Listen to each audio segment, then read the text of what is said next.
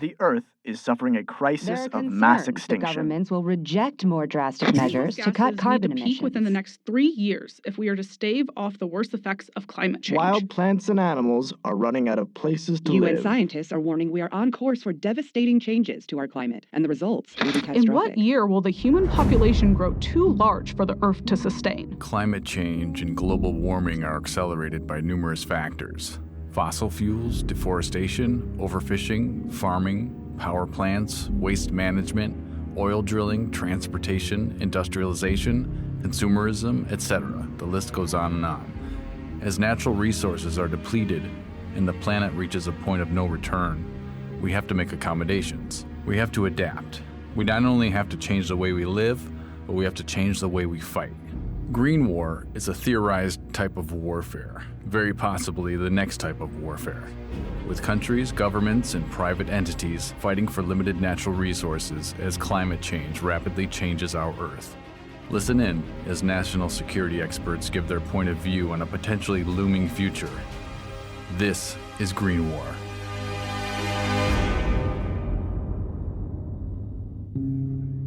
Episode 1, A New Landscape. I'm Eric Lyon. I'm a Army military intelligence officer and retired colonel with 35 years of military service. I've deployed to Iraq 3 times as a Special Forces officer. I've also deployed to Afghanistan 3 times as a Special Forces and military intelligence officer, conducting counterinsurgency and counter-terror operations focused against the Taliban, ISIS, and al-Qaeda. During my career, I was assigned to the Army War College and had the opportunity to attend the Harvard National Security Fellowship in Cambridge, Massachusetts, where I researched climate and environmental security. Eric, in terms of national security and overall military strategy, how would you say climate change and climate conflict fit into both of these areas? In terms of national security and military strategy, in reference to climate change and climate conflict, the two overlap. A good example of this I like to talk about is the Syrian civil war. Several years leading up to the Syrian civil war, Syria experienced its worst drought in a century. That drought drove a lot of political, social, and economic processes that contributed directly to their civil war. Due to the drought, due to water scarcity, due to livestock die-off, a lot of the rural agrarian population could no longer survive, could no longer take care of themselves, could no longer provide for themselves. So there was a large internal migration to the cities. We would describe them as climate migrants, and they moved to the cities. And these newly displaced persons were very dissatisfied with the current political status quo, with the economic status quo, with the social status quo. As we know now, this contributed directly to the internal unrest and civil war in Syria. Now that kind of national conflict, that internal conflict in Syria, as we know now, led to an international conflict, international warfare, because ISIS in Syria, also al-Qaeda, took advantage of that civil unrest, took advantage of that discontent, and they use that discontent to spread their message, to spread their ideology, to expand their operational base, to build their network and support base for warfare, unconventional warfare, irregular warfare, to usurp power from the Syria national government. So it's interesting to see this wasn't the only driver of the civil war, obviously, but that drought, that climate change was a significant element that led to civil unrest, civil dissatisfaction, which was preyed upon and manipulated by different militant groups that led to a national civil war and eventually an international conflict that the U.S. participated in. So one might find that difficult initially to understand how does, the worst drought in a century in Syria lead to U.S. international military involvement, which was probably the most violent conflict during that period of time globally. But this is how it happens. Drought, leads to livestock die off, leads to agrarian failure, leads to mass internal climate migration, leads to discontent, civil unrest, and people start questioning the political status quo. And then when violent militant groups take advantage of that and use that to expand their power base, to fuel their war, and it becomes an international terrorist safe haven, then countries like the U.S. get involved, Russians get involved, and we saw that kind of proxy warfare in Syria, where you got conflict with Turkey, Russia, the United States. Some of these international powers are now in very close conflict and proximity to one another, and that could lead to even larger military and political conflicts. In some parts of the world, we are already seeing the idea of a sort of a climate apartheid, buying your way out of climate crisis. How does this impact military operations, counterterrorism, and military planning? The idea of climate apartheid is an interesting topic. It has been coined, obviously, off of the political system of apartheid in South Africa. But the idea is that you can somehow buy your way out of the climate crisis, that somehow an element of society or a country or a region of the world can isolate itself from the climate crisis. It may sound bizarre at first because I'm of the mind that there's no escaping the climate crisis. You can't buy your way out of it. You can't wall yourself off from it. You can't separate yourself from the earth, from the planet, from the climate, from the atmosphere. You can't do it. But there are thoughts out there. I have read of wealthy individuals preparing for the coming climate crisis and buying land in New Zealand, where they will have their own compound, their own security, their own livestock, their own water source, kind of their own internal economy, isolated, that they've bought them for themselves to survive, while the rest of the world goes to hell with sea level rise. So I don't think that you can really enact climate apartheid, that you can really affect it, but there are people who think that way. And they think that they can buy themselves out of the problem. There are thought processes like in the northern regions, where the northern regions are colder right now. And they think that, they're going to warm up. And that, that's good, that if Siberia is warmer, that northern Canada is warmer, that's good for us, for agriculture, also for livestock. The climate will be more suitable for us.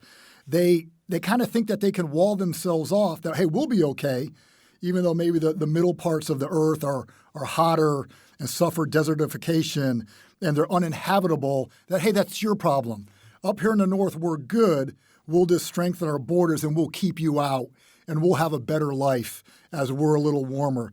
So there are ideas out there of individuals and countries, and sometimes politicians will come out and discuss this, how this is better for Canada, this is better for Russia, this is better for Scandinavia, because we're going to be warmer. And there's also been talks of building a seawall in Scandinavia to keep the sea level rise out of the Scandinavian coastline. That would cost billions of dollars, years of effort. But some people are putting their thought and effort into trying to isolate themselves and wall themselves off from climate change. I'm of the mind you can't do that. You can't wall yourself off from the problems. You also are going to suffer from this. Even the northern countries with sea level rise, you think your climate will be warmer. Sure, it might be. But with that comes issues like sea level rise. All the world's great cities almost all of them are built on a source of water. Some on rivers, but a lot of them are coastline. And these major cities are not going to be able to wall themselves off from sea level rise, which will be catastrophic. It will impact them negatively. And they're mistaken if they think they can buy themselves out of it. That climate apartheid is a solution to this. I would also say that in relation to military affairs and military planning, you're going to see climate migrants. You're going to see people moving from where they traditionally lived to new areas. So like a Canada, a Russia, Scandinavia, where you find yourself getting warmer and that's good for me because it's a better environment. You're going to have millions of people moving from the uninhabitable areas coming to your backyard where you live because that's where they can live and make a living, and it is habitable. So I guess I would close that topic out of climate apartheid, not a solution. It is a very selfish, short-sighted, arrogant perspective that those that have can buy them their way out of this problem or solution. And the people who can't, that's your problem. You just suffer. It won't impact me. I'm of the mind we're all connected. It's all related. It is going to impact you, and it's going to be severely negative. Okay, now what role do politicians and politics need to play to help change the current climate path that we're on? If we are going to make positive movement on transitioning to a low-carbon economy and society, political parties, the political process needs to be a central role in it. Part of my kind of thesis I discussed and termed it Green War kind of embodies that political conflict that we have. The fact is, in most societies, definitely in the United States, as well as others, there is not a political consensus on how to address man-made global warming. There isn't even a social consensus. I would say the majority of the weight lies with the understanding we need to transition to a low-carbon future and a low-carbon energy sources, but it's still a contentious issue. You straight up have political leaders that push to maintain coal, and it's obviously it's local. If you got a coal-producing state, a coal-producing region, all those political dynamics, lobbying, political contributions, your voting base that puts you in office that may be tied to, like, say, the coal industry, you're going to push for keeping coal alive. Though I would say, coal is an antiquated energy source.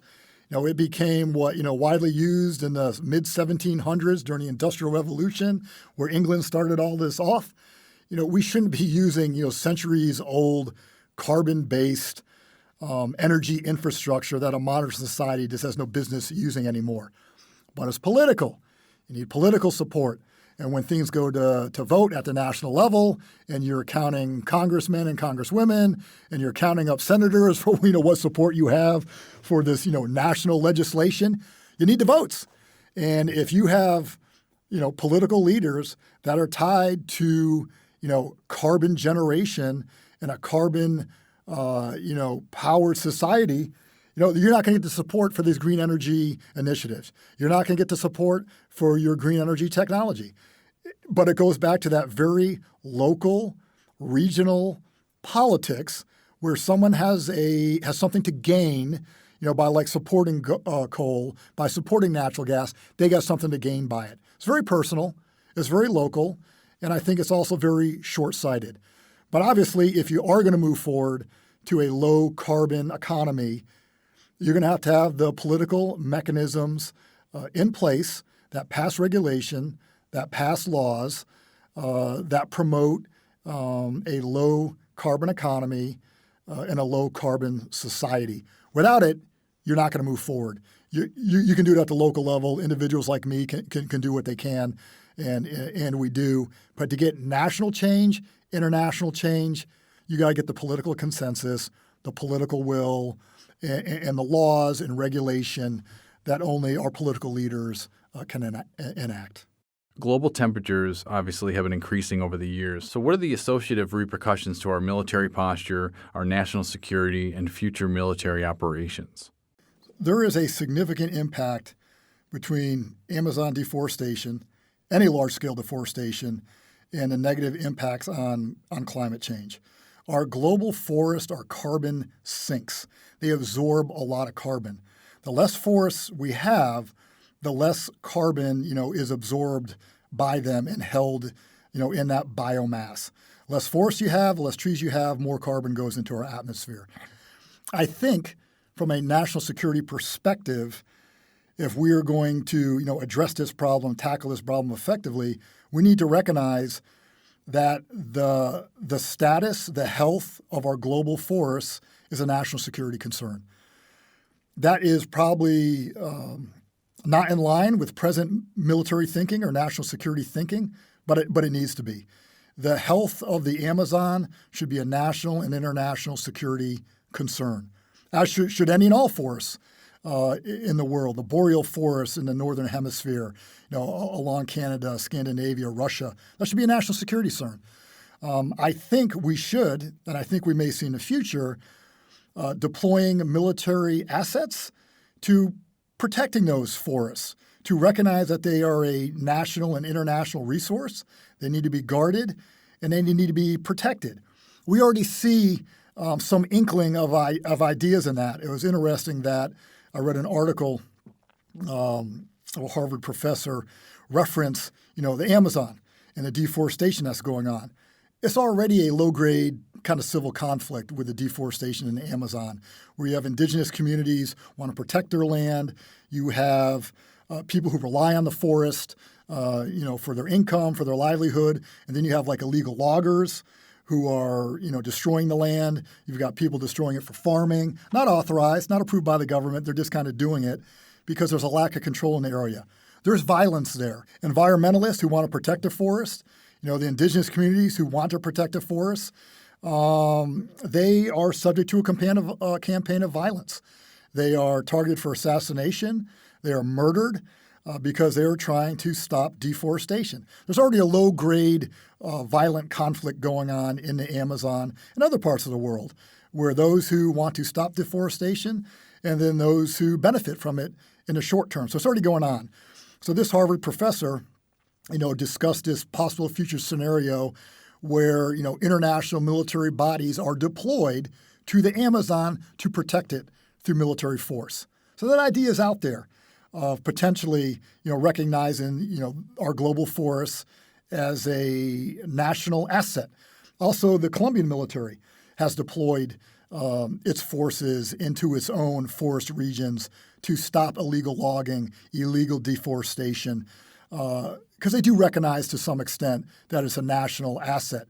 It's interesting that the guerrilla groups in Colombia previously, like the FARC, acted as a stop against deforestation because the FARC ran the area. And if they didn't give you approval for, farming or logging, you didn't do it because they'd simply kill you. And their word was law. So it's interesting with the kind of defeat of the FARC and the FARC going away in Colombia, in their forest region, in their jungle regions, they had stopped illegal deforestation because their word was law. And now that they're gone, the Colombian government finds themselves in the role of having to do the same. But those are small examples where there are some inklings, some thought that forests are a national and international treasure that's vitally important for our Earth systems, and they should be protected. What are some of the repercussions of increasing heat waves throughout the world as it relates to climate change? There's an interesting spiral and correlation between increased temperatures in the world, heat waves that we're seeing globally, contributing to an even warmer climate. It's an interesting dilemma.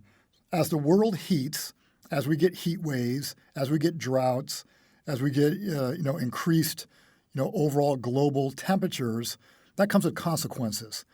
With drought, with heat, you have a chance more for forest fires. As we discussed, forests are a huge carbon sink. And as we get hotter, we get more fires. They're more devastating. They're more widespread. And they release more carbon into our atmosphere. It is a spiraling problem. And it's interesting as I watch some of these fires being fought, they're fought with helicopters, with airplanes, dropping, flame retardant. But as we're doing it, we're burning more carbon and putting more carbon into our atmosphere as we try to delay and stop the effects of man-made global warming. Like we can't get out of that carbon cycle where we just reinforce it. Well, our actions just reinforce it. And in many parts of the world, as it gets hotter, people are indoors more, they're in their cars more, they're putting on their AC. And I kind of maybe see that these little islands of, we discussed before, climate apartheid. Let me just go in my house and turn on the AC. Let me just, stay in my house with my AC on because it's really hot out. I'll go into my garage, go into my car, put on the AC in my car, and just drive through this really hot world and hot environment. I don't know, to my place of work. I park in the parking garage. I go into the building that's got the AC cranking. So I think we may already see this tiny little islands of climate apartheid as we try to comfort ourselves from our increasingly heated world that we've contributed directly to as we try to avoid its effects. But as we try to avoid its immediate effects, we just continue to contribute to the overall problem because our electrical grids are largely carbon-based, coal-based, natural gas-based. So as we try to fight or get away from or mitigate the immediate effects of our rising temperatures, we just burn more carbon in the short run, which just leads to a spiraling effect of more carbon in our atmosphere, and it gets hotter and hotter, and we never really solve the problem with our current methodology. In 2020, with the COVID-19 pandemic, it exposed and it led to wealthy isolationists running to their bunkers or their island homes to escape the problems that the average citizen had to endure during a pandemic. In terms of climate change, do you think this type of behavior could get worse? Yeah, there are interesting dynamics between the COVID-19 pandemic and climate change, specifically man-made global warming. There's an idea with both of them that you can escape it. People with means can protect themselves from it, and people without means cannot. I was doing some research on the plague in Europe and reading about the King of England. And during the plague, he retreated to his kind of rural estate and had his guards keep everyone out to make sure that, the plague, whatever it was, because they didn't know what it was at the time, didn't get to him and didn't get to his inner circle. And he kind of walled himself off from it. So I found that kind of an interesting analogy compared to today, where maybe like with those with the means to do so, the money to do so, the healthcare to do so, the infrastructure to do so, can protect themselves from these, international global problems, but they'll be okay. I don't think so. You're not going to wall yourself off from it. You're not going to hide from it, and it's like it's someone else's problem. It's all of our problem. And it's all going to impact you in many ways. Some things I've read on with the de-thawing of kind of the boreal forests, the northern areas, as that thaws out and gets warmer, this could release new pathogens. There are pathogens that have been, frozen for centuries or thousands of years that we're not familiar with. Humanity is not familiar with, has not, developed herd immunity to. There are fears or thought that some of these warmed pathogens will now be released, will now be exposed to humanity. And in fact, global warming, as it warms parts of the world, will now expose us to new pathogens that may cause a pandemic of some sort as well. So I found that, rather interesting of the idea of both pandemics and climate change, that maybe you can hide from it, buy your way out of it. But in fact, climate change may lead to new pandemics impacting human civilization, human populations, and one leads to the other. So my name is Adam Nielson. I'm retired from the Army. I retired in 2016. I joined the Army enlisted as an Arabic linguist, and I spent the first half of my career conducting signals intelligence operations focused on foreign language. And after 9/11, the world kind of changed in many ways. Myself, I chose a different path within the military and branched out into human intelligence. And the synergy between those two put me in a unique position to learn how tech influences the world outside of tech. When I retired in 2016, I took that experience from the government agencies I'd worked with and leveraged that into a training and curriculum development position to enhance my understanding of the private sector's view of cybersecurity and its importance and its function. Adam, how does population movement impact national security, both locally for those countries and for us as a strategy overall? Population movement, migration, whether it's to flee a conflict zone or to flee a natural disaster, I think it's something that we as a species have a lot of experience with, and we have a lot of examples to look at. I don't think necessarily we have to look at it from a cyber context. So, for example, I grew up, like I said, in the 70s and 80s and 90s, and during the 80s, you were hard-pressed to watch cartoons on a Saturday morning without seeing Sally Struthers talking about starving kids in Ethiopia. So that's what I grew up seeing and I know. So I know there was a famine. I know there were a lot of hungry people. What I didn't know is that at that same time, it was exacerbated by a civil war because as resources became scarce, people become more desperate. Those with power exert that power and control. Actually divided the country into Eritrea and Ethiopia. There were a lot of things that happened. That was all because famine brought on by drought. And when you have nowhere else to go, you start going where the resources are more plentiful. We see this movement from South America into North America. We see this from Syria into Europe. Anywhere there's major conflict, whether it's natural or from humans, people will go where there are more abundant resources. And if they can't be absorbed where they go, then that creates an additional burden. And so now we've got a series of events that are antagonizing one another, and it's not getting resourced. In the U.S., we had famously the Dust Bowl in the 1930s. Perfect storm of economic collapse with bad agricultural practices, over-farming land, overusing fertilizers, not taking care of topsoil, combined with drought years where it was much drier, there was no rain, and all of that topsoil turned into dust and basically created a non-livable environment. So not only was food production reduced, at the time of great economic crisis, you had a huge population that had nowhere to live, and they all migrated westward. And that created a strain on the economies they migrated to. California, famously, John Steinbeck wrote about the Salinas Valley and the farmers, and a lot of us have that perspective. But a lot of the migrants that came over from, and I think it was primarily like Oklahoma, Colorado, Texas, that kind of area, the first who came were able to get employment on agricultural fields, and the local economies were able to absorb them. As more and more people came, wages reduced, competition for jobs became more fierce, and people still starved, even though they were in an area with more resources. And those who were existing there resented those who came because they were consuming resources they had. So I think it creates a lot of problems for us if we're not prepared for it. Flooding, coastal waters rising, all these things will displace people. And if we're not anticipating, preparing for where they'll go and how those resources will be allocated, it can cause severe conflict.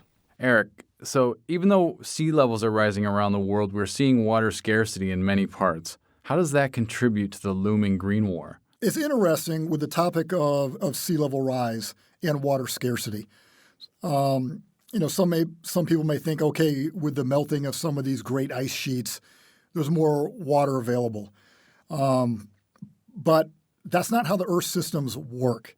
Even though there's more sea level rise, and yes, there's a net gain of water because ice is turning into water, there will still be increasing water scarcity in other parts of the world, and that will lead to human conflict, and it already is.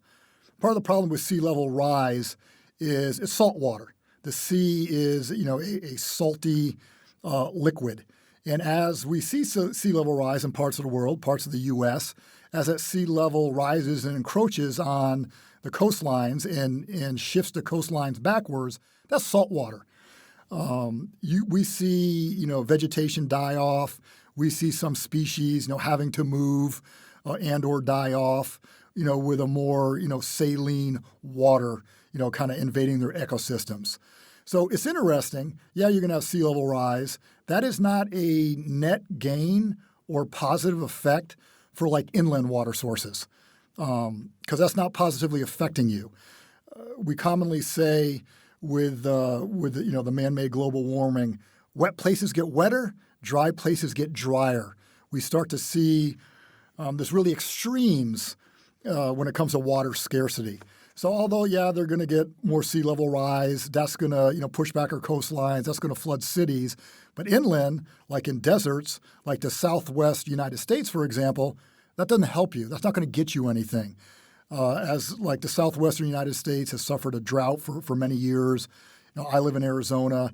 Arizona has suffered a drought for at least a decade. There's no water in the rivers. Lakes are falling. On the maps, you'll see places where there's ponds and streams. It doesn't exist. So as we get hotter, as it gets drier, those dry places get drier, and you have increased water scarcity. The Southwest United States, for example, suffers from water scarcity. It's a problem. It's a political problem. As you got to try to divvy up the water from the Colorado River to different states, it is a significant problem. I see in the future, potentially, seawater getting treated like oil. Right now, like with our oil-based economy, you take oil from one part of the world and you ship it to the rest of the part of the world. And you got pipelines all across the U.S., other parts of the world, shipping oil. I see that potentially in the future with water scarcity, where you're going to have to desalinate large quantities of seawater. You are going to then have to transfer that across land to these drought-stricken areas, and you're going to have to recreate and geoengineer a fresh water ecosystem that you have essentially destroyed and or dried up. Man is going to have to geoengineer this and replace your water ecosystems due to the drought, due to the water scarcity inland, which sea level rise isn't going to address and isn't going to help you. What are some ways climate change can impact how troops operate on the ground tactically? Climate change will affect the kind of the geography, the terrain, and the type of conflicts. But you're going to be dealing in hotter areas as the world encounters more water scarcity and is dealing more with droughts. Interesting thing I've observed, like in the Middle East, with these very hot, dry climates, they're urban. It was an urban conflict. So I think maybe you could see that more in the future. You're going to have a lot more problems with water scarcity. You're going to supply your troops, your forces with water, and you're probably going to have to ship it in. So you're going to have a logistical tail that's going to be increase. It's going to be more difficult because maybe you're not getting water locally. Maybe you can't get it locally. Maybe that's what you're there for, as a peacekeeping mission or some sort of security assistance mission, because you are fighting over water. It's not available. So I think everything is physically harder, on a soldier, on an individual. And when you're doing operations in Kevlar helmets, body armor, ammunition, weapons, you got all your gear on, it's heavy, and it is hot, and it raises your body temperature. You got to be very concerned with heat casualties, heat fatigue, heat exhaustion. It makes everything more difficult, and your operations are more expensive to conduct. It's not easy. So that's been my experience, and I'd have to do more research on Afghanistan. There's water scarcity in Afghanistan. In different communities, there's desertification. There's problems with it. When we first started this conflict in Afghanistan after 9/11, 20 years ago, you always talked about the fighting season. The fighting stopped in the winter. Taliban had problems getting across the passes with Pakistan. There was a delay. There was time off while you refitted and got prepared for the fighting season in the spring when it was warmer and the passes were open and you could transport your weapons and men and equipment. So when I left Afghanistan in 2019, there was no more dedicated fighting season per se. You fought year-round. And that may be because the area is warmer. Your passes aren't blocked with snowfall any longer. I can say for sure for that year when I was there the last time, you fought 24/7. You fought 7 days a week. You fought year-round. I personally, in the group I was with, didn't see that kind of bifurcated fighting season anymore. It was year-round. So in that sense, made your operations difficult. You weren't getting a break. You're fighting all the time in an area that no longer has maybe limitations on snow or ice, kind of like how we talked about the Arctic before. If there is military conflict, if you're in a military operation, there is no break. You're doing it all the time. And it's harder, it's demanding, it's difficult, and it's more costly. The Over the Horizon series is produced by Mohammed Mirgahari. Special thanks to Alex Hall, Adam Nielson, Eric Lyon, and Ruth Wilhoit. Sound recording and mix by Mike Zhu. This is a Sputnik Media production.